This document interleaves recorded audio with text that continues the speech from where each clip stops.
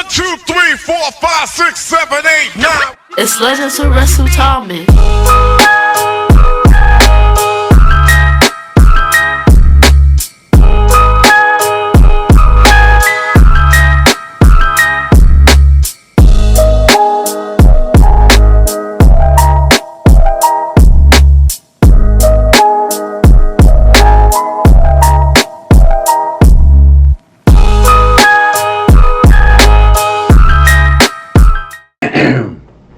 As you can tell, today was a very important day in the city of Newark. Very important day. And the young lady who's in the booth now, That's me. Miss Asia Norton, was turning heads as she was entering the pack and as she came out of the pack. So, first of all, how you doing, sweetheart? How you doing, Miss Asia? I'm doing well. How are you doing? I'm hanging in there. Okay. I'm hanging in That's there. That's a blessing. It absolutely is. Amen. So let me give my little audience a little context. Okay.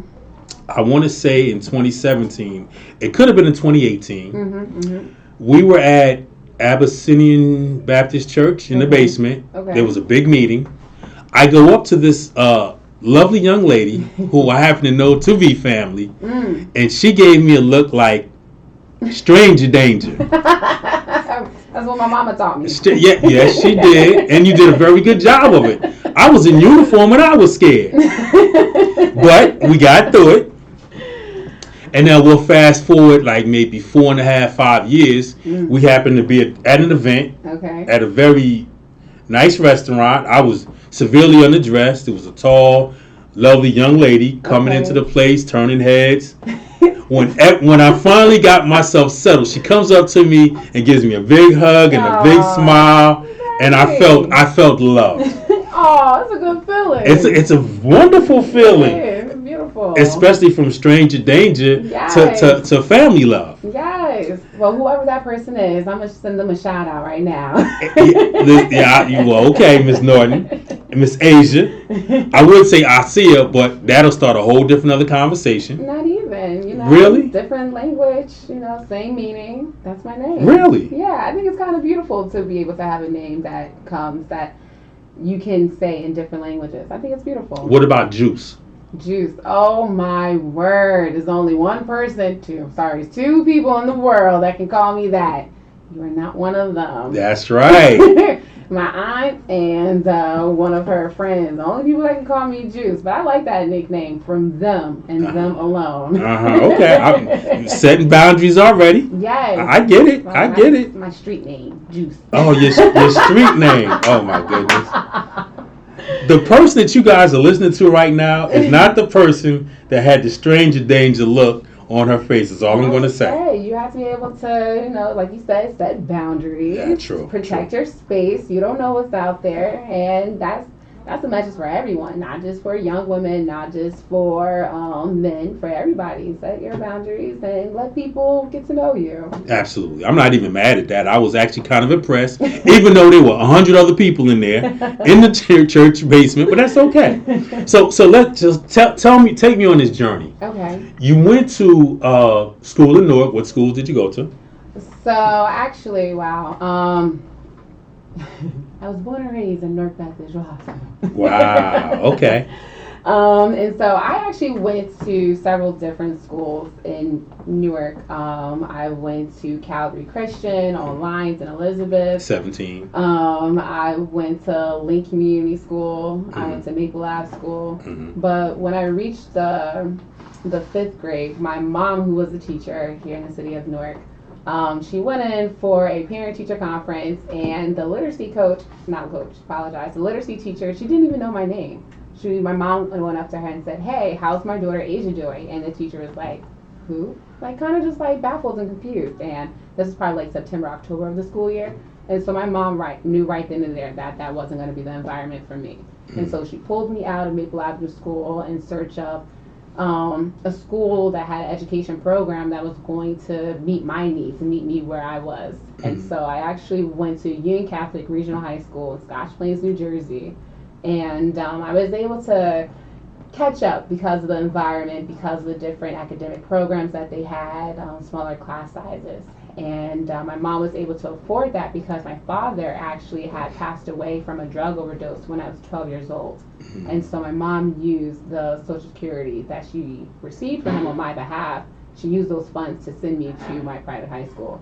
And so I'm always one of those people, before you start asking people or judging people what high school they attended or even college, like maybe you should also ask how they afford it, what were their circumstances, and so instead of having those different types of assumptions.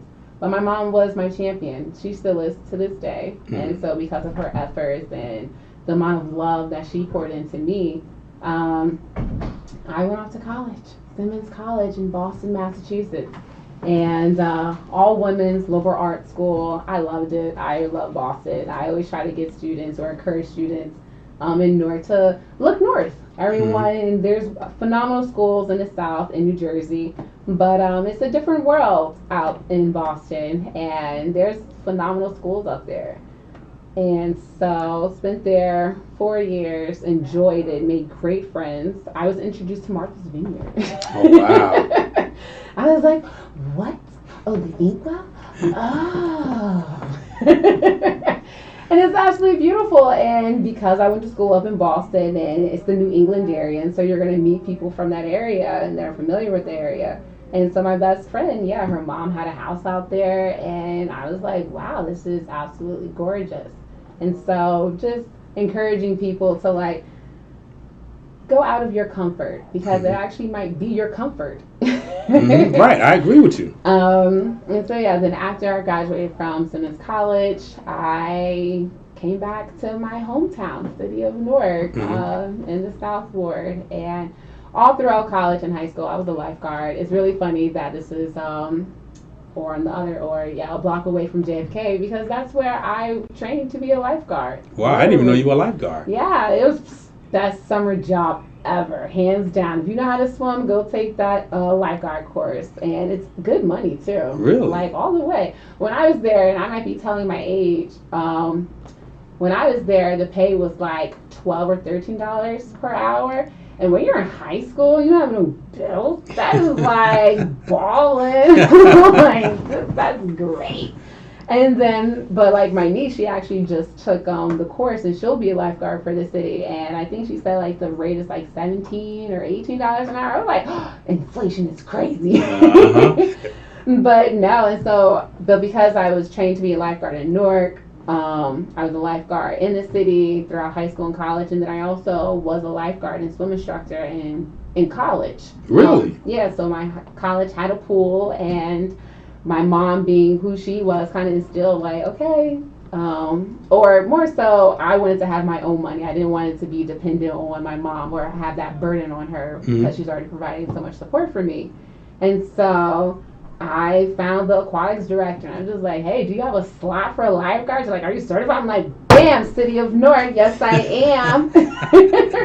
All the way. And so yeah. Wait a minute. So wait a minute. Because I asked a half a question and we jettison into the future, because you're such a wonderful guest to talk with, and I'm loving it. After your undergrad, where did you go to college? So I went to Simmons College in Boston, and then I have my master's from Columbia University, and currently I'm at Rutgers Law School in Newark. Stop right there. So Bilal is starting to say, "Oh, I told you." So I'm not that person. I'm really not. Wait a minute. Like I'm that person. Wait a minute. I didn't get there yet. So in between undergrad and law school, we're going to talk about law school in a minute. I heard something, and if I'm not mistaken, that's Ivy League, right? Yes. I mean, rumor has it. Now, correct me if I'm wrong. It's not a rumor. It is Ivy League. It's just a fact, yes. And you went to, say it again. I went to Columbia University. I'm trying to figure out why you're blushing. That's that.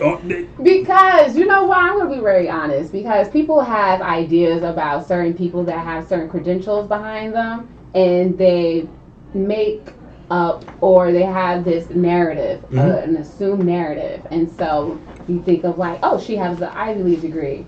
And then with all those implications, I'm being sized up. And I'm just like, yo, let me tell you more about that. Because, like, the name itself or, like, that credential itself is not what it is. Like, it's just not that. There's so much that went into it and that allowed me to even have that credential necessarily. And so, like, when I was at Columbia, I was a single mom.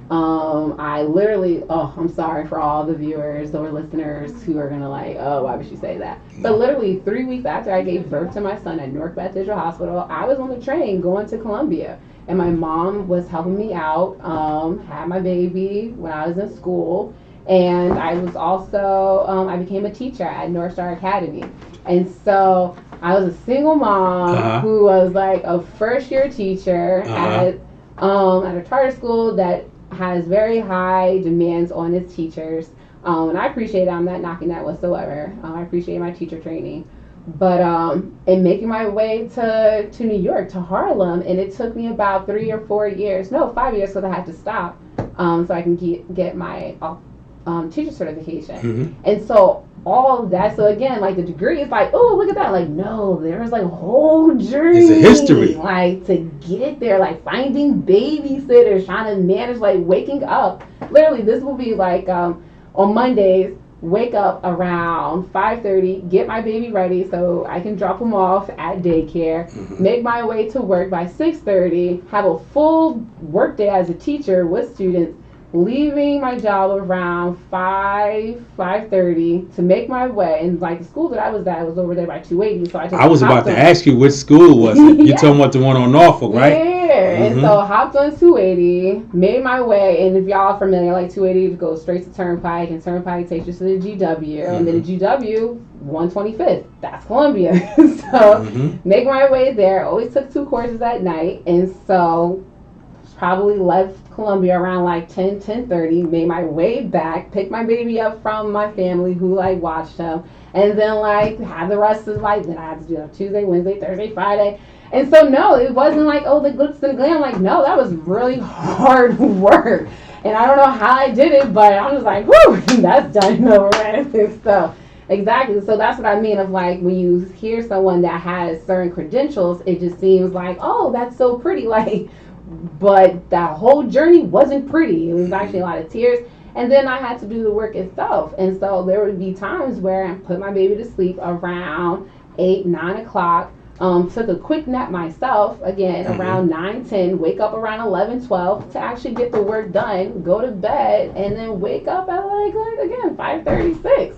And so it was, that was stressful. Me talking about it, who does that? That's a grind. And then now I might have the time period off a little bit, but somewhere in there, something about the Divine Nine. Okay. There was something about the Divine Nine. I'm trying. Yes, and so I pledged Alpha Kappa Alpha Sorority Incorporated in spring of 2019. So I actually was elected to the school board of spring 2018, May 2018, and so I was an elected official before I became a member of Alpha Kappa Alpha Sorority Incorporated. And line, I'm one of 36, and I love my line sisters. I love my sorority, and I'm currently I pledged the Beta Alpha Omega chapter, right? That serves Newark, Irvington, and Hillside. And I love my sorority. I love the work that I'm able, because it's something that comes natural to me, like giving back. And so to be a part of the organization that gives back, that and does it in such a classy way. Yes. Now, the only thing I'm worried about is I kind of hesitate to put the Divine Nine out there. There's something that the pink and green does with the hair, and we don't have enough room because your locks are legendary, Goldilocks, and I don't need you swinging the hair around in here. So I could even do it if I wanted to with these headphones on. Okay, we just want to establish some more ground rules. Like, I'll like do like a quick flip of some sort, but yeah, with these headphones, it's just not gonna come off right. Which is really funny because before I put the headphones on, I looked and I was like, oh wait, no, this is not looking right. This has to be a presentation. You know, you got to present. Absolutely. And not just for the organization, but for the city of Newark and all that I represent. So you've actually run for did you run twice? Yeah, so I first ran for school board or I should say, I won in May 2018 because I first ran. That's the campaign trail. Yes, yes, yes. And so that campaign trail started of January 2018. And so I was elected May 2018, and then I won my re-election last April 2021. Mm-hmm. So Because it's 3-year terms, right? yes, 3-year terms. The Newark Board of Education comprises of 9 board members, and each term is 3 years. And so you will always have 3 board members up each year. Mm-hmm. And so school board elections are always important. And I'm just going to put this plug in.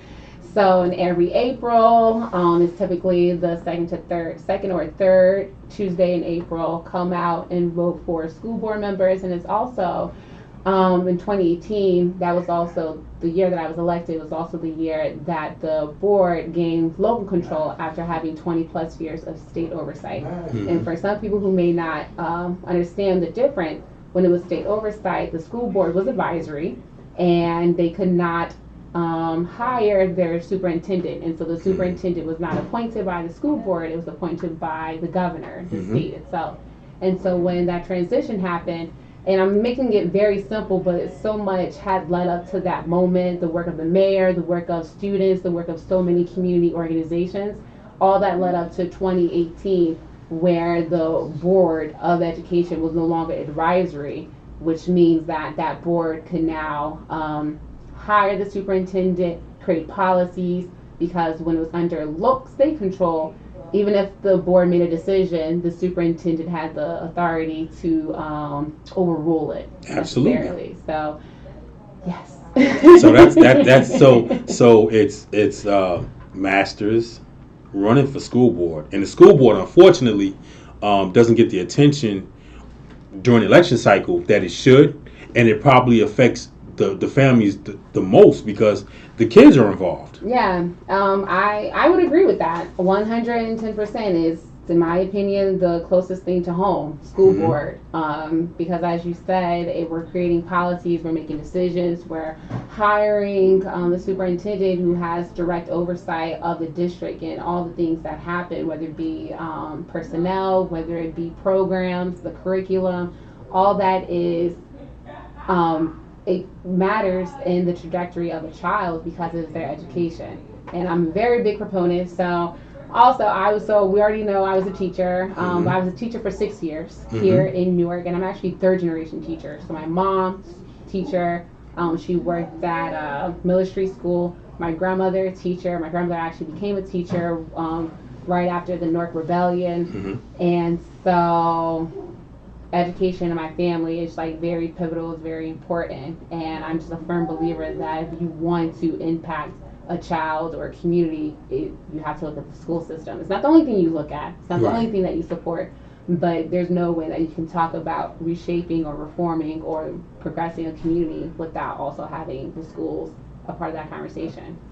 Oh, excellent answer. and she, there's only one thing she didn't really talk about.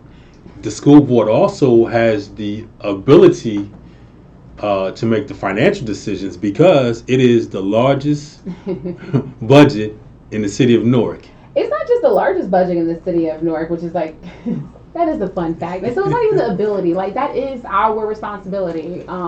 When you are part of the school board, so school boards across New Jersey is the only elected board or the only elected position that has training requirements. And so we have to receive trainings. And with every training, they always remind us of we have a fiduciary responsibility. And so fiduciary for those is financial. And so when there's tax levies, the ability how to decipher where funding goes. And I definitely want to preference that, like, the school board itself, the 9-member board, isn't alone making these decisions. We're the superintendent, along with his staff, they're making recommendations. Who's the superintendent? Superintendent Roger Leone. Oh, there we go. Okay. And so he and I actually was a part of hiring him, which is like, I think it's cool. Yes. So you wield a pivotal amount of power already. So, well, I don't like the idea of saying that I have it. The position that I hold has the power, and just so happen right now I'm in that role, but I do not have the power that position does. Bilal, did you see how she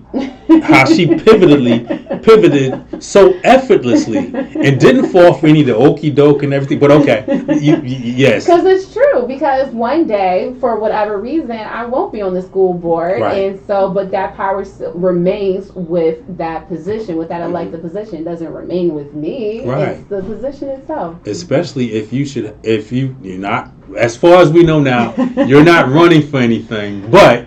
So what's funny about this is, for all the listeners, before we got on here, we had this conversation, and so he's being very diplomatic because I already told him that I wasn't going to put myself out there. He's not setting me up for failure, so he's not going to get me in trouble. And so his comment was very diplomatic based on a conversation that happened prior to this going live. Yes, I wouldn't want you to get any type of trouble, because today is a special day in the city of Newark. Yes, Here at 135 Prince Street, the Hub Life Radio, Legends with Russell Thomas. We have the lovely Asia Norton, who was gracious enough to come on after a very long day. I mean, I heard that she walked into New Jersey Pack today, and she had people smiling and trying to get an autograph. The autograph, not the autograph. No one's asking for autographs. I just want to put that out there right now. Yeah, okay. and you know, because it's such an important day, I thought it was apropos that you actually spent a little time and came through, showed a little bit of love, because we know as the person known as Juice, or that person is. yeah, and we know you're very studious. Matter of fact, I mean, it takes a lot to you lay down I won't say a vicious schedule. You lay down a schedule that had so much going on during the day. And how I know you were telling the truth is, I was told by a little birdie that on your first trip, you went to Puerto Rico. Okay. And on the flight to Puerto Rico, Oh my word. you actually studied the security guidelines the whole flight, just in case something was to happen. That's so funny. That's so funny. So preference. He's referring to my mom, who's the only person that would know that story. Or my sister, but she and I are just a few years apart, so she wouldn't need to tell that story. And so I definitely was like, thanks, Mom. Appreciate it. It's all love. It's all love here. And so I was roughly like around 5 or 6, and we were visiting my uncle, who's at the time was a part of the Navy, and he was based out in Puerto Rico. And so my mom, being the phenomenal woman that she was, she figured out a way to have her 2 girls at the time and herself make our way to Puerto Rico. And I really don't remember that flight, but it sounds like me. I believe it. My mom, she's like, I'm following Asia. Like, no matter what happens on this flight, I'm following a girl. See? So that shows that she will study. She's not getting caught out there. To heck with what the stewardesses say. The pilot says she has the guide, and she wants to make sure she knows where everything's at. No, because you have to be. I'm a firm believer, and if you want to see something, you have to become it. Type or deal. So if you want to see better, you have to become better. And so just to like go off or piggyback with what you said, being studious, not necessarily being studious, it's just a matter of this is the role that I want to have for myself or in my community. And so if I want this for myself, then I had to make myself or I had to help myself in becoming that person. So it's funny that you said become better, because the Hub stands for help us become better. So, you know, and actually as we're talking, the Mr. Hub actually walked back and forth. I don't know if you know Mr. Best. I don't think so. Al Tariq Best. So we'll make sure that you read his introduction. Okay. Around here, they've been on a cloud because rumor has it that Bruce Willis did his last movie. Oh, okay. And the Hub, actually right next door, this is a recording studio. Okay, and the music's on the other side. They actually have 2 soundtracks on his really? very final film called The Soul Assassin.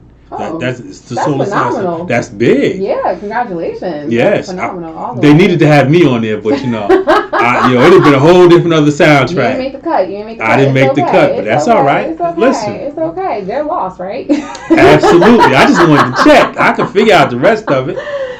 Here at 135 Prince Street at Hub Life Radio, we have Miss Asia Norton, co-vice president of NPS board.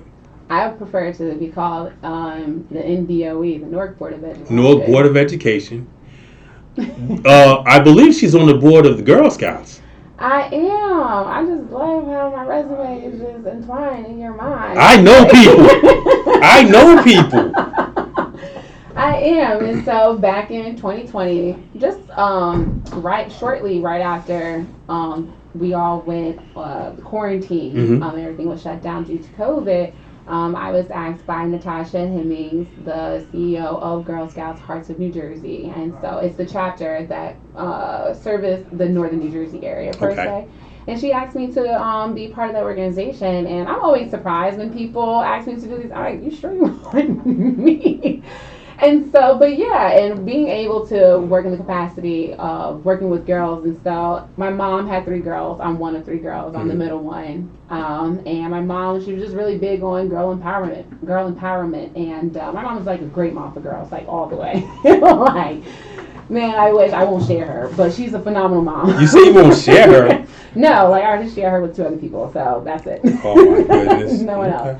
But and so and then also when I was at Maple Avenue, again telling my age, there was a program called oh my word, Best Friends. That's what it's called. And the program was it was an outside program that came into the schools, and they did girl empowerment with the female students, and we literally had like a song, we had a dance, and this one time they actually took us to see Queen Latifah around like basketball related things. And it was really funny because my grandfather, he was like this family historian, and there was a newspaper clipping, and it was me along with my other best friends girls, along with Queen Latifah, and he kept the clipping, and it was really, and it was one day I was like looking through, yes, yes, and so I say all that to say I grew up in Newark I grew up in a very supportive environment around girls and empowerment and leadership skills and having a voice. And so being on a board that works to do just that, it's an honor. And because of I've been able to leverage my responsibilities as a board of directors on Girl Scouts and as a board member with the Newark Board of Education to bring in Girl Scouts into our schools to, I guess you could say, like pay it forward. And so those that had helped me when I was at Maple Ave with Best Friends, now providing those same opportunities with Girl Scouts for our girls. See, for some reason I just knew it was going to pop up, and I'm not even going to get into a lot of your personal life. But I noticed when you do, she's shaking her head. I noticed when you do a post, it's always the boy. It never says his name. It's always the boy. And then you showed it, and the conversations are hilarious. Would you like to share one of them? Yeah. So preference, I am a mother to a boy. My son is funny. He's a character, and yeah, he has his personality, and we have conversations. Like my kid and I, we really do have conversations. Yes. And because of those conversations, magical things just come out of it. And this one time, because I'm in law school, he just enjoys that I'm in law school for whatever, for his own reasons. But there was one time he was on the phone with one of his friends. He's like, yeah, my mom's a lawyer. I was like, no, she's not. And he was like, yeah. How much do you charge? Like $1,000? I was like, what? Say so. Like, stop. Like, stop. And so I'm like, oh, he's gonna be one of those kids. I was like, yeah, she's a lawyer, so I'm a lawyer. No, that's not how that works. We don't have a degree. I have a degree. Two, actually. Technically. And so, but no, and so we have these like conversations, and because I am an animated person, I'm witty, like, and that's just the nature of my family in general. And when people are like, oh, you're funny, I'm like, oh, you don't know who my family is. I'm the dry one. Like, legit, I'm the one in the corner cracking up at everyone else, and they're just like having a ball. But so that's just the nature of my family. And so to have this little person doing it, you're like, wow, you're hilarious. But he's also sweet. There was one day that what happened? Something happened, and he just knew that I was like not in the right state of mind, or he just felt, and that's another thing kids will do. They'll just like sense things about you. But then he just came over, and out of nowhere, he was like, Mom, I'll protect you. I was like, Wow. I'm such a sucker for this little boy. Don't tell him this. He can't see this recording. So Wow. whatsoever. And so, but no, we had these conversations because as a mom, I try to teach him to let's talk about it. Let's talk it out, or I want you to understand how you feel. I want you to understand what's going on with yourself, and I also want you to be attuned with like your environment too. So truly, out of all the ventures that I've had, whether it be going to school in Boston, going to law school, whether it be being a teacher, whether it be being a lifeguard, the best and greatest journey is being a mom, truly, to that kid. I love that. That's a lot of interactions. And speaking of interactions, I know I spoke earlier about the stranger danger in the church, and I'm just wondering, because she's not like she usually is, but with me, I got a hard time. However, I'm gonna show them the picture first. Yes. And then we find out Husband. that Yes, my husband. Yeah, your husband. Yeah, now Bilal is looking. Does he look familiar to you? Yes, that's very familiar. Yes, we're gonna make sure this is up there because obviously stranger danger only doesn't apply to just us family members. But he's like well known, and so Who is he? Who is he? Oh, that man is Common. Oh yeah, okay, all right. Common. I just want to make sure. And so my zodiac sign is a Cancer. He has a whole song. We're all cancers, but that's beside the point. That's a whole different other issue right there. But anyway. Solution. Okay, all right, okay. Listen, it is what it is. You mentioned law school. What year are you in? I am a rising 3L student, and so I always try to be conscious of like certain terminology. I'm a rising third year law school student. So law school is 3 years, and so I finished 2 with the grace of God, and continuing with His blessings, I will be finishing up my 3rd year. And getting your Juris Doctor? Yeah, my JD. And hopefully again May 2023. But right after that, I'll be studying for the bar. So that's how it usually works. Yeah, it's like one after another. But you're used to that. You're actually battle tested. You're Newark battle tested, actually. Newark battle tested. You're Newark battle tested. It's sort of like if you ever happen to see. I'm much older than Miss Asia, so I just have the FB to Facebook. But if you happen to be scrolling through her pictures, you notice she has a bag in some of her vacation pictures. Yes. And the picture says, what does the bag say? Yeah, Newark is for hustlers. Newark is for hustlers, and you have to hustle being here in Newark. Yeah, that's very true, and I love that bag. And since we're like, that bag is created by a local. He's actually from the Ironbound section, artist, and it's called Newark Project, and it's NORK. Exactly how we pronounce it, project.com. And he has like a range of things. That particular bag, Newark is for hustlers. He has Newark is for immigrants. Newark is for artists. And there's other items that he sells. But what I like about that, along with, so one of my, I guess you could say like themes is I'm a proud Newarker. Like I am. And the reason why I guess I put emphasis on that because when I go other places, when I was in Boston, when I go to things outside of Newark, outside the state, Newark does have a reputation. I remember being in college, and I think we went to like a club or a party in Providence, Rhode Island, and I got carded, which makes sense. And so the guy looks at my card, and then he's like, "Oh, you're from Newark? Do I need to pat you down?" And I was like, "Yeah, you got to pat me down," and all this. And so, like, for me, and then, like, even going to school out in Scotch Plains, Union Catholic, and it was just like, "Oh, she's loud. Oh, she's this." And it kind of came to a point where, and I was never like, "Oh, I don't want to tell you I'm from Newark." It was never that. It was like, "Yes, I'm here. I'm seriously, like, all the way. Like, my family's from here, the people that I love, my experiences.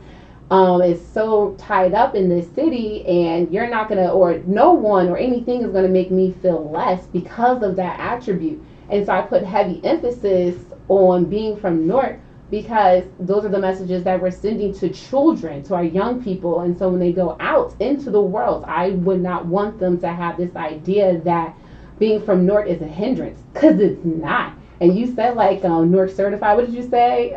You referred to it like it's a strength. It's a strengthening point, and it's actually something that's going to carry you through so many other things. And I just want to project that out there because my family projected that for me. Like my self-pride doesn't stem from me. It stems from people that I've been surrounded by my whole life. Your community. All the way. And my community involving my family, my church family, being a swimmer, like all these different things. And so to pay that forward, our children should see people who are prideful and being from the place that they were born and raised in. So basically what she said in all of that was that she's about the bricks, baby. Just so you understand, she's about the bricks, baby. That's going to be her next slogan. If she was ever to run for something, it's going to be, it's about the bricks, baby. I've already have run for something. Something else. I'm just saying, it's about the bricks, baby. We're gonna title this show "It's About the Bricks, Baby." That's what we're gonna do. Bricks, baby. It's like a hashtag. That's so funny. So she's not even blushing. She's just laughing over here. She's having a good old time. Fun. Here at 135 French Street at Hub Life Radio, Legends with Russell Thomas, Miss Asia Norton herself. Hey. The big A. Matter of fact, she had a couple of names like AJ, which is just the initials. Yeah, so my middle name is Jasmine, which is really funny because I was born at Newark Beth Israel Hospital, and my name was actually supposed to be Jasmine Asia. And my mom, but on that day, there was a lot of women who were naming their girls Jasmine. My mom didn't like that, so she flipped it. she made an executive decision, is what she did. Right in that moment. So I became, because again, I was supposed to be Jasmine Asia, too many Jasmines. She flipped it, and so that's how you get Asia Jasmine. And so if you ever hear people call me AJ, it's for Asia Jasmine. Asia Jasmine, listen. So how does Agua come up? AGUA. I don't even know what you're talking about. Terry told me that. I'm gonna put him out there. I'm gonna put him out there. Terry. I didn't say Cuz Bruton. I said Terry. Oh my word! I really don't know what you're talking about. He's also a little bit older, and so whatever that might be about me, but predates me understanding it. Yes, you were a little girl. Your grandfather made that one up. Just so you know, I've done my homework. Oh, that is so. Oh, Agua. Agua. That's what he's talking about, and so he wanted. So going back to when he said Asia. So he couldn't pronounce it. My grandfather couldn't pronounce Asia, and so he would say Agua. Okay. That's what that's about. My grandfather gave all of us nicknames, and like on our Christmas stockings, we all have our nicknames on our Christmas stockings. Really? Yeah, and so interesting. My sister, her name was Loren. They called her Ringo, and so on her Christmas stocking, it's Ringo. And so for me, actually, Asia Minor is the country, and so yes, my nickname or my name on my Christmas stocking is Minor, and so Isaiah. Okay, I see it. I see it. That's so I just want you to know that you've had a bunch of family members contribute, and they would text me at different times. And there's a lot of things I'm not going to say because your cheeks would be rosy red. I'm just saying. I will figure out who said what to you and piece it all together. I have a big family, right? Extremely large. I have a big family, and so there's like a lot of sides too. So like we're related on my mom's side, Yep. And so. But then, like, my mom and, like, so my grandfather and my grandmother on my mom's side, like, they have their own sides. And so from that, like, we are related because of my mom's father. Yeah. That's our connection. But then I have my father's side. Which is a whole different other set. It's like another all the way. And so, but it's just one of those things of, like, and I don't want to, it is what it is. But it's just, like, when you're from Newark and you're legit from Newark, your family is here and all the sides are here. And then, like, it's just one of those things where you're going to know someone. I always tell people, like, if you don't want people to know your business, don't do it in Newark. Because if you walk outside, people are like, oh, I saw Asia walking outside. And it's going to come back and you're like, who told you that? How do you know that? It's like we're due. And I think you have some family in Hillside, too. Yeah, I do. And so my father's side. So my father... my grandmother, my father's mother, originally from the Carolinas. She moved to Indiana, but then she had left her husband, my grandfather, and she came to Newark because of family. And so my father, she came to Newark with my 3 aunts and my and my dad, and so they all grew up on Johnson. They went to Southside. And it shows you how long ago it was, because they called it Southside. It's now known as Shabazz. Okay, all and right. so the reason why I had to say Southside because my aunt, whenever I'll tell her like, oh, I'm going to the Weekway Shabazz game, she's like, who's Shabazz? I'm like, you know Shabazz. Don't act like it's like who? I'm like Southside. She's like, oh yes, of course. I'm like, yo, this is petty. This is petty times 10 all the way. And so I put emphasis on Southside because if I don't, I'm gonna have problems. I'd rather not have those problems. But and so like even hearing people's interaction with, it's really funny because again, my father had 3 sisters and he was the boy and he was the youngest.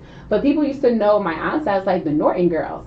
And so there will be times when, like, especially if I was like campaigning, they're like, well, where, this is like such a true Norton question, like, where are your peoples from, right? Like, it's such a, like, okay, let me give you my certification of how Newark I am. So, but, and so when I tell them, like, yeah, so they'll act like where the Norton's from. I'm like, Johnson. They're like the Norton girls? I'm like, I don't even know where the story's gonna go. Yes, I'm done. I hope you vote for me. Thank you. Good one. And so, and that's another thing that I love about Newark, of like this community aspect of just like where you're from, and there's so many people have maintained or retained relations or in their roots to the city that you can meet people that know your aunts, your uncles from way back when. And so it's a beautiful thing. Like Newark is such a community that some people probably won't ever experience in their own particular areas, and it's beautiful. That's facts. So let me do some clarification on my end here. Okay. I was born in Presbyterian Hospital. Okay. Which later became United Hospital. Okay. On 9th Avenue. Okay. So, and then my parents was living on Shepherd Avenue, 122. So I have a little understanding. Don't start no mess up here, because I see you want to flip your hair at least one good time. Because I have to. I already see it. Like come in and then like you gotta take it off. It's okay, but it's okay. It's not to be cute. It's for practical reasons. The reason why when you were walking out of New Jersey Pack, heads were turning, but it's okay. I just let you know. I don't know what you're talking about. Well, you were walking out. You actually had another quick event before you came here. So I'm giving you an out on that. But I'm just letting you know from where my vantage point was, running my mouth, I see you walk out and you seem to have some, what do they call them, fans? I think they call them fans. No, fans are fanatics. I don't have any fanatics. Excellent. But you smile, and we just showed you the picture of that light-skinned dude with the bald head. The light-skinned dude. What's his name? Whatever. Common, my husband. Yeah. Okay. So but it obviously, because you're in the apron in the picture, so that's just not out on a date. No, you're in the apron. That's actually in Newark. That's at Weekway, and so the mayor, when he hosts like his Thanksgiving community, not food drive, but dinner. I guess it was a dinner, right? Yeah, it was hosted at Weekway High School, and the mayor, he is always able to attract attention from the entertainment. World, and so Common was there, and I lie to you not. So I am not a groupie in any circumstance, but as soon as I saw that man, I was knocking babies over. Like I was like, I'm so sorry, but that is my future husband. Yeah. So now this is the interesting part. You have on an apron. He didn't have on an apron. That's the issue I have with it. He wasn't wearing an apron, but he was awful smiley standing 32 centimeters away from you, hilarious. Millimeters or whatever. I was accepted, like, We obviously gonna have another conversation at another time. You're blushing. Because, you know what? I probably have kind of given up on Common because Michael B. Jordan is back on the market, and he's actually from Newark. So wow, let's make that happen. So let me put that in context for Michael B. Jordan. Wallace from The Wire, and Wallace met his undetermined end in The Wire too. Okay. When he went back, he actually saw something, and they put him in the witness protection program, but he comes back because he missed it. Yeah. And he met his end. I'm just saying, he met his end. Sometimes music replicates art or life or whatever. Yeah. So I'm just putting it out there now. But anyway, let's move forward. Let's move forward. So, hopefully, which I actually already have confidence that a year from today you will already have received your Juris Doctor degree. Oh, thank you. And have you ever determined what type of law interests you? Yeah, so I'm in the process of figuring that out, and I guess going back of like why did I even go to law school? So I always wanted to go to law school Because you like to argue. To argue, Debate. I don't know. I'll say it debate. Just seemed like to argue, but we'll retract. Yes, debate. But I always because I knew I always wanted to get into policy. Okay. I knew that I did a program in high school called Princeton Model Congress, and that's when Princeton University brings students all throughout the East Coast, and they help them make bills. And then for a few days in the month of November, everyone congregates in DC, and they put you in committees. And so I was part of like the education committee, and I would argue or present my bill, and then there would be like a Robert's Rule type of order and the discussion over the bill. And so because of that experience, I knew that I wanted to get into education policy. Watching my mom be a teacher, watching my grandmother be a teacher, watching and seeing like the discrepancies between education happening in urban areas versus suburban areas. I'm just like, hey, how is this like this? And because of that experience I had in high school with Princeton Model Congress, it was like, laws and policies play a role in it. It's not the only thing that is the reason, but laws and policy. And so I figured that if I want to affect policies and laws, maybe I should go to law school. Made sense to me. And so in college, I was planning on going to law school, but a year after I graduated from undergrad, I had my baby, and so the boy, I had the boy. He really is though. I had the boy, and my son motivates me to do a lot of things in my life.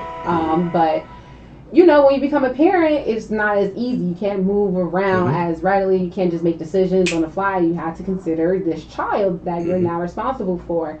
And so I kind of put going to law school on the back burner so I can, provide for this child and still try to accomplish some of my hopes and dreams. And then someone became the president of the United States of America, and as soon as he was sworn in, he enacted what we know as a Muslim ban. And it seemed as though the only people that could help those who were affected by that executive order were lawyers. And I thought, I was like, wow, that's like a superpower. Like literally the only people in that moment, as they're coming off of planes and are being told, no, you have to get back on the plane or you have to stay here. The only people that can help them in that moment were lawyers. And I was like, wow, that's the superpower that I want. And so because of that, I started studying for the LSAT, and that was a trigger, and which has now led me to being in law school today. And so to answer your initial question of what type of law, I really don't know what type of law, but I do know that sometimes you don't. Well, it's not even sometimes. My firm belief is you don't get ready, you stay ready. And no matter what, I do believe that God is allowing me to go to law school and prayerfully actually become a lawyer so that I can be of service to my community. In which capacity, I don't know. But I do know I will be ready for it. Mic drop. Boom. Wow. So all I'm saying is, and you haven't declared anything. But it's obvious that there's only one thing that's on your plate. Now it depends on how you choose to go about it. Because I've seen you work a room in an all positive way, all good. Some people say you're politicking through the room. And you know what? Not everybody can move through a room full of strangers and still receive love. Not everybody can do that. Yeah. And to be educated, to be a people person, You're just filling my bucket. to be somewhat lovely, extremely lovely. I don't like the comment part, but that's another story. I think I love that it. here we go. There's a certain je ne sais quoi to moving in a room full of people and having people listen to you, because everybody can be attractive. Doesn't mean they're going to listen to you. You kind of command an audience. You already know how to write. I already know you know how to write. Like I said, I know people. I'm gonna leave it like that. I just think that it's your destiny. That's what I think. Well, wherever, and I'm a firm believer. Again, I already said, like, get ready, stay ready. But wherever, I'm a woman, I'm a God-fearing woman. I was raised in a church, Union Chapel, AME Church on Wainwright. And The little place. Yes. Was it Mashad there? Mashad Evans? Yes, he was one of, and so actually when I was like a child, I was Reverend Tinney, and then Reverend Mashad Evans, he came, and so that's No, go ahead. Go ahead. And so I say all that to say, and so I grew up in the church, period, point blank, YPD, the choir, kids choir, like that was us all the way, and so. I say all that to say that I'm a God-fearing woman, and sometimes you don't necessarily know what the future holds, but God does. And I actually spoke with someone today, actually during the swearing-in ceremony, and I was expressing like I'm not too sure what exactly I want to do, and this person, he was just saying how well, God will let you know, and it's not necessarily through words, like you might not hear it like a whisper in your ear, but through opportunities that present itself. And so I was like, thank you for that, because I needed to hear that right now, because when when opportunities don't present themselves, sometimes we get caught up like, oh, I really wanted this, but it's probably more of a message saying like, no, that's not for you. That's not for you. What's for you is coming, and be patient and keep doing what you're doing right now.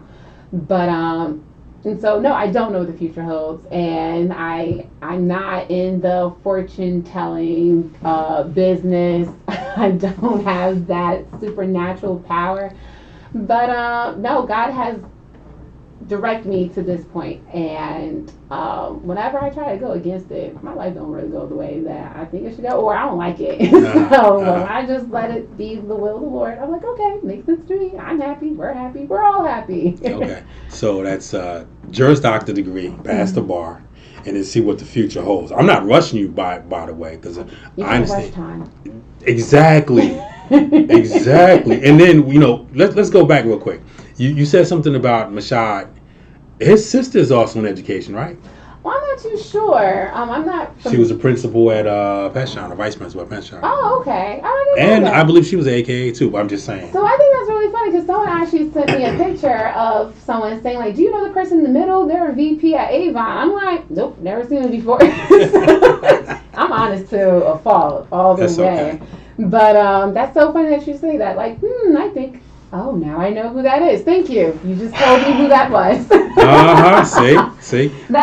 But no, Reverend Mashad and his family, beautiful wife. But when he was there, I was a child. I was probably like middle, high school, and so there's like church etiquettes. And so, but when you're that young, you don't really know what the etiquettes are or to remember. But no, he's phenomenal, and he's actually.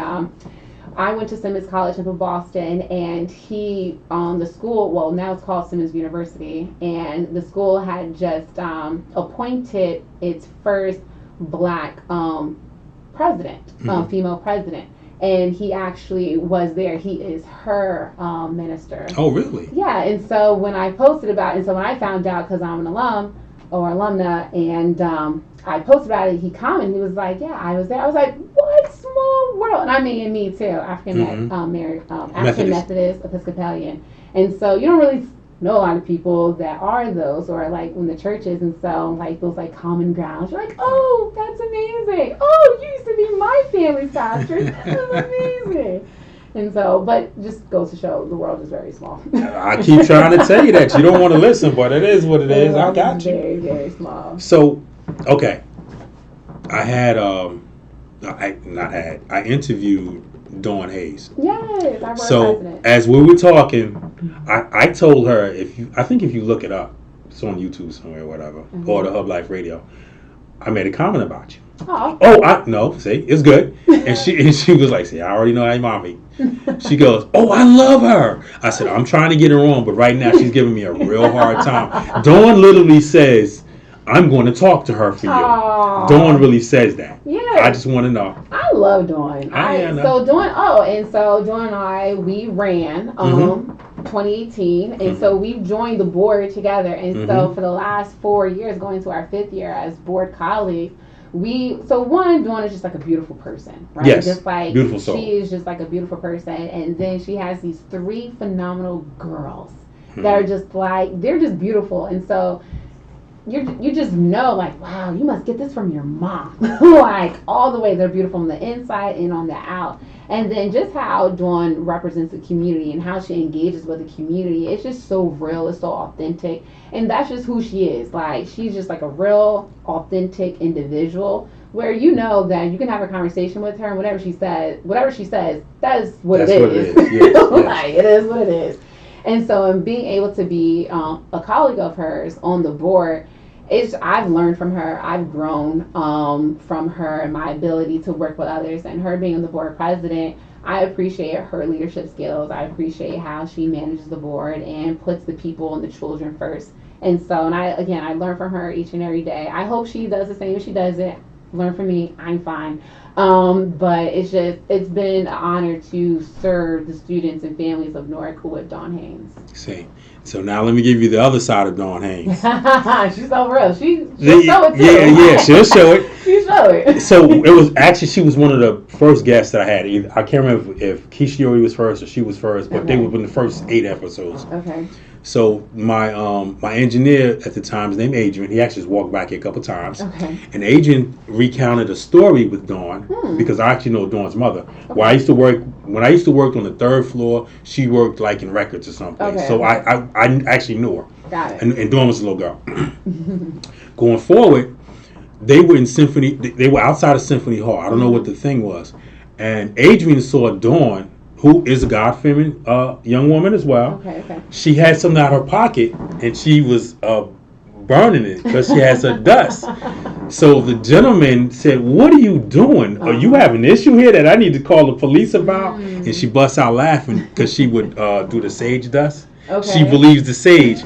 But he didn't realize it was sage, and he had a moment, and then she walked back. And the rest of the time, when he recounted that incident, she looked at him and she would bust out laughing, and he'd look down, he started turning red, and I'll see if he's out there. It was like, yeah, that's Dawn with the sage hilarious. dust. That is hilarious. I don't know Dawn prior to being on the board, but she and I, of course, because we're from the South Ward, we just have we know people in common, and so a lot of people in common. Yeah, and so I actually get my hair done at Strands in Maplewood, and they're sisters, the ones that own the shop. And so I remember when I first ran, they're like, Dawn, you're running with Dawn, I love Dawn. And I've known her since she was. And so just she's still at anyway, sorry about that, Dawn. I didn't mean to say that. I did not say that. But we're not talking about Dawn. She's tall in spirit. Yes. We're not talking about Dawn. We're talking about Miss Asia J. Norton, AJ, commonly known as Juice, Agua. Hilarious. Oh my goodness, here at 135. I got a lot of credit. I got a lot of names on these streets. You got a lot of, I'm not new. I'm not new. You've been here for a minute. Been here all the way. They knew you was coming. Here at that Hub Life Radio, 135 Prince Street, Asia J. Norton. That's me. I gave a whole bunch of names. Actually, I have about another 3 or 4 names, but I won't go into them because I gotta laughing a lot. So I think that at this point in time, I want you to give credit to the people that helped you on your journey, because you mentioned them early. So this is your time to give those people their credit right now. Yeah. So I'm gonna first and foremost, the grace of God. I would not be the woman that I am today without His guidance, and for Him guiding the people that I love and have supported me, because He has supported them along their journey. You can't pour from an empty cup, and so He has poured into other people's lives that have allowed them to pour into my life. And so I just want to give thanks to God Almighty. And so I don't even know which order, but I'm going to say first, Thank you to my mommy. Like, legit. And I still call her mommy. Does like, mommy have a name? Geraldine Talmadge. Okay, there we go. My mother. And so, again, I was a struggling learner. Things did not come easy for me. And I've had, like, my father when he passed away when I was young. And my mom, she was always there. And she was always supporting. She always made decisions that she felt was in my best interest. Very selfless all the way.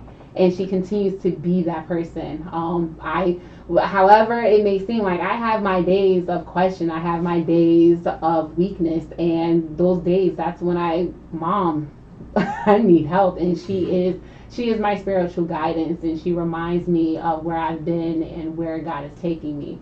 And she's just a loving mother to all of her 3 girls and her grandchildren. My son loves his grandmother all the way. And so if there's anyone that understands my pain, she does, because she's like, yeah, he said that, he did that all the way.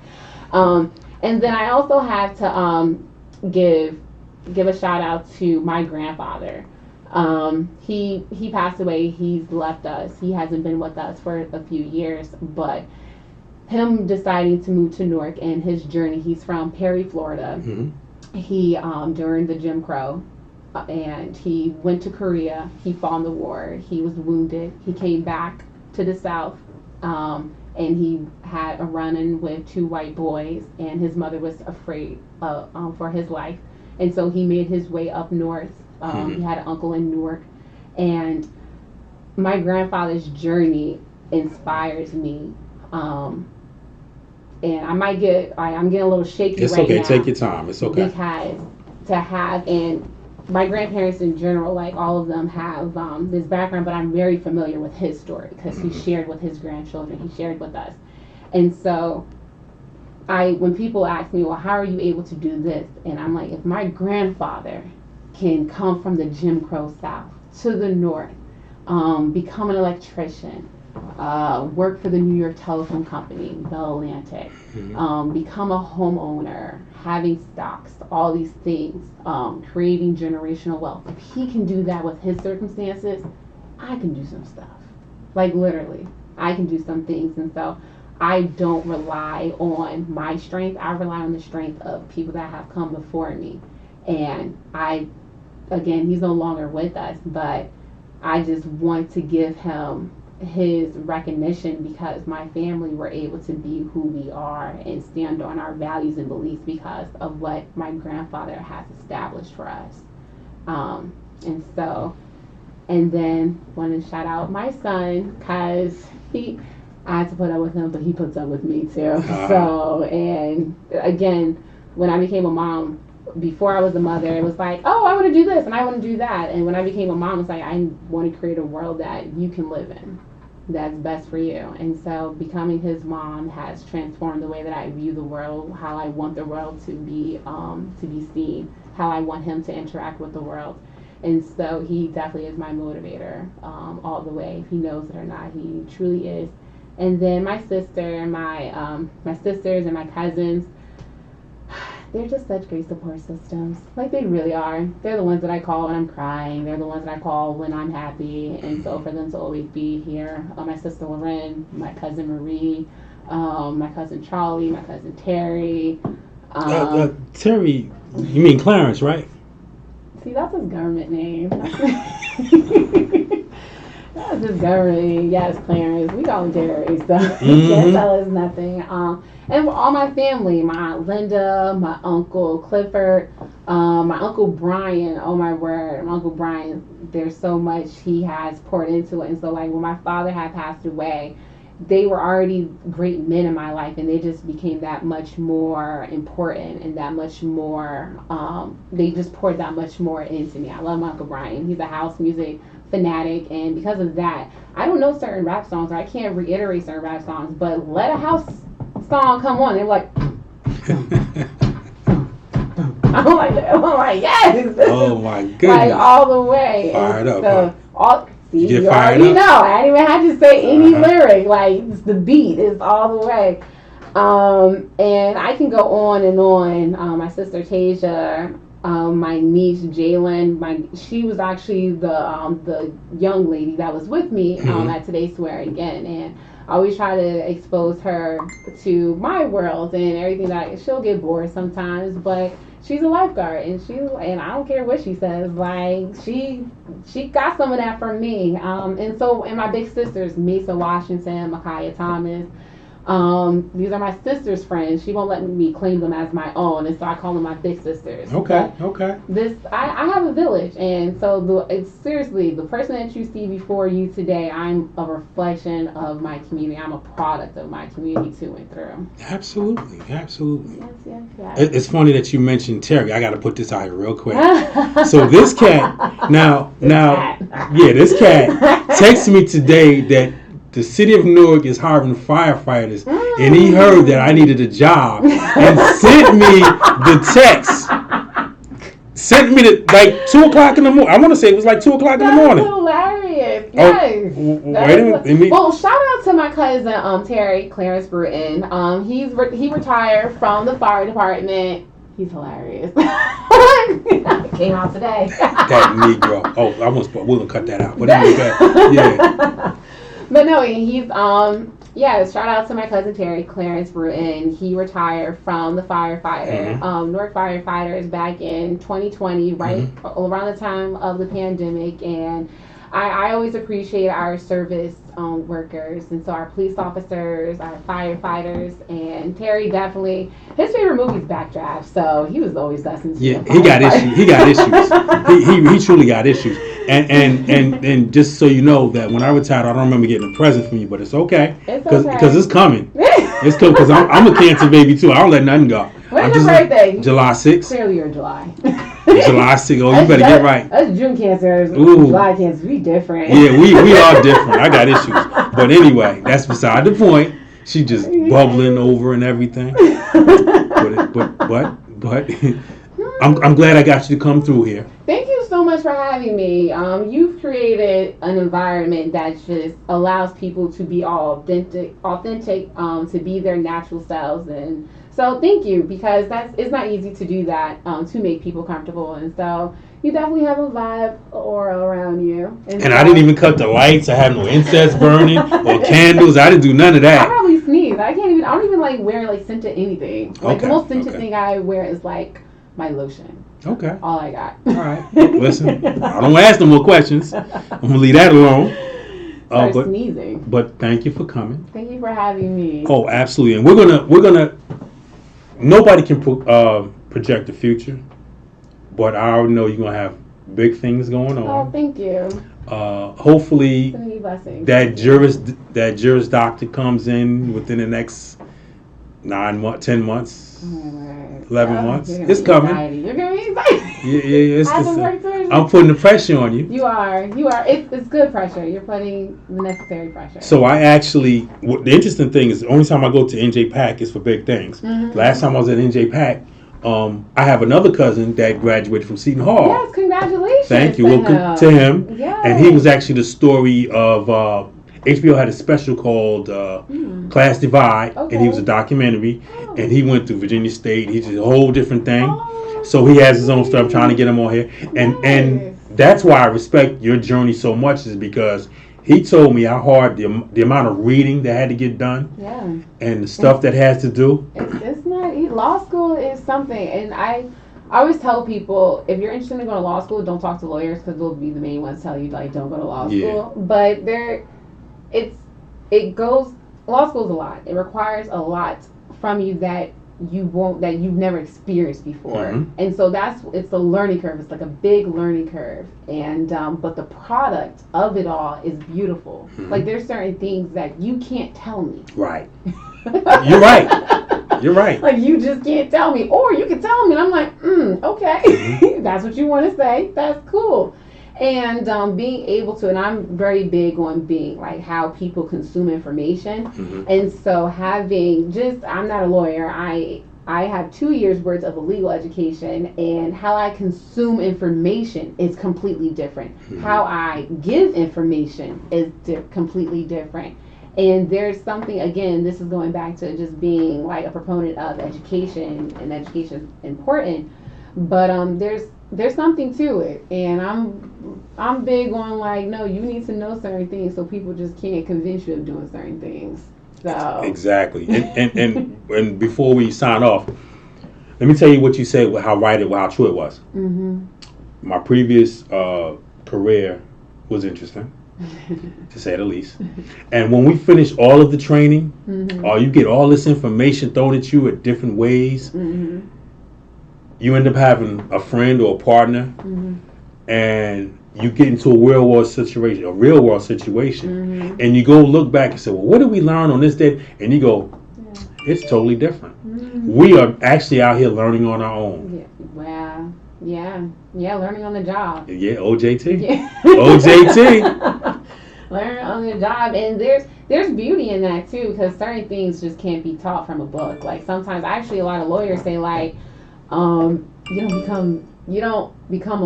don't learn to be a lawyer until you are a lawyer. Exactly. And so the process of law school, I have these conversations with my law school friends or colleagues all the time, but it's just, I don't know. I think learning is beautiful. I think I've learned myself, and I've learned from this experience here alone. And so there's something about experiences that just makes whatever you need to know that much more engaging, that makes it more sticky. And I was a teacher as well, and so which is a different experience. Oh, all the way. And so like, not just being a consumer of information, but again, how you give information as well. And so, just going back to like, knowing the law, knowing how to explain the law to people and how to think, all that has changed. Like, not a complete 180, but it's like at a 90 degree, like, nope, I don't think the same way that I used to think whatsoever. And there's just certain things you can't tell me. You can't convince me. Like, no. And if you want to convince me, you have to be, I need facts. Exactly. Like, I need some hard evidence. So we're going to speak this into existence. You had Ketanji Brown Jones. What was the last name? The new Supreme Court. Yes, she was confirmed today. Yes, yesterday, not today. Yesterday. Yeah, that was beautiful. We needed that. This country needed that. So now, maybe 25, 30 years, maybe 20. I don't want to put no pressure on you. Oh, no. Y'all want a single black mother from Newark. Yeah, let's see that. 25, 30 years from now, God forbid, hopefully I'm here. I can see it. I know her. I interviewed her when she still was in law school. Oh, that's hilarious. We can say we forecasted, we predicted. But it's been a pleasure. I appreciate that. Thank you so much. You're very welcome. Truly. Thank you. I'm going to see if I can get you on here sometime in the near future, down the line. Okay. After you've jumped these last insignificantly small hurdles. No pressure on you. No pressure. I like the mind game. There's no pressure. Yeah, insignificant. You can handle this. Literally. It's all in your head. It's all in your head. Exactly. For Ms. I'm going to say Common. Miss Asia J. Norton, co-vice president of the Newark Board of Education. Yeah, that place. NBOE. NBOE. You know why? Because NPS for me represents state control. Okay. And NBOE, the Newark Board of Education, shows you have control. No, not me. The community. The community, but you're part of the process of the control, financial and everything. I am Russell Thomas. Hey. Here from Legends at 135 Prince Street on that Hub Life Radio. Yes. And we are out. 1, 2, 3, 4, 5, 6, 7, 8, 9. It's Legends with Russell Thomas.